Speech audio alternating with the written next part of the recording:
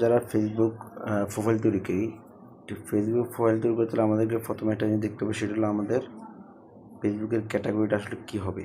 যেমন এখানে দেখেন ক্যাটাগরি দেওয়া আছে, প্রোফাইল ক্যাটাগরি পাবলিক ইঙ্গেজ।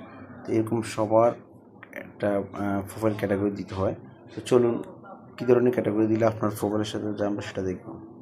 প্রথমে আমরা এখান থেকে যাব, এখান থেকে কি আমরা এডিটে যাব, এডিটে ক্লিক করার পরে আমরা নিচে নেমে আসবো, ডাউনে যেয়ে ডিটেলসে আসবো, ডিটেলসে এখানে ক্লিক করবো এডিটে, এই এডিটে ক্লিক করব।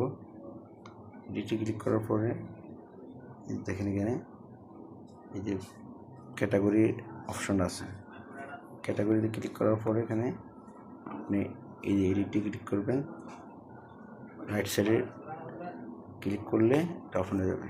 আমি ক্লিক করলাম। এখন দেখেন এখানে দেখেন অনেকগুলো অপশন আছে, আপনি কোন ধরনের করবেন। এখানে আপনি যেটাই করেন, যেন আপনি যদি অভিনয় নিয়ে করেন, এডিটর, আর্টিস্ট, আপনি আর্টিস্ট নিয়ে করতে, যদি আপনার আর্টিস্ট নিয়ে করতে পারেন, ব্লগার হলে আপনার ব্লগার দিবেন। তারপর আপনি কমেডিয়ান, যদি কমেডি কোনো কিছু করেন কমেডি দিবেন। ডিজাইনার হলে আপনি ডিজাইনার দিবেন এখানে। তারপরে ডিজিটাল চ্যানেল যারা ভিডিও করেন, বেশিরভাগ রিলস তৈরি করেন, তারা এটা দিবেন। ফ্যাশন ডিজাইনার হলে আপনার ফ্যাশনেরটা দিবেন। এভাবে আপনি যদি গেমার হন গেমার দিবেন, জার্নালিস্ট যারা লেখেন তারা সাংবাদিক, যারা জার্নালিস্টে দিবেন। মিউজিশিয়ান হলে মিউজিশিয়ান দিবেন, ফটোগ্রাফার হলে ফটোগ্রাফার দিবেন। আর পাবলিক ফিঙ্গার বলতে যারা আমার মতো যারা শুধু লেখেন, টেক্সট করেন, কমেন্টস করেন বা পোস্ট করেন, তারা এগুলো দিয়ে থাকেন।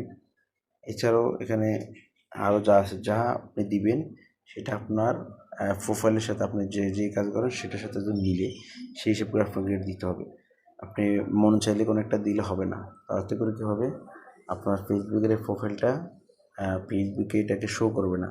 আপনার কোনো ভিডিও বা আপনার কোনো কন্টেন্ট, আপনার কোনো রিলস ছাড়লে সেটা ভিউ হবে না। তো আপনাকে প্রোফাইল তৈরি করতে আপনার প্রথমে আপনার যে ক্যাটাগরি আছে, সোর্স টু ক্যাটাগরি, সেটা আপনাকে অবশ্যই মাথায় রেখে আপনাকে কাজ করতে হবে। ধন্যবাদ।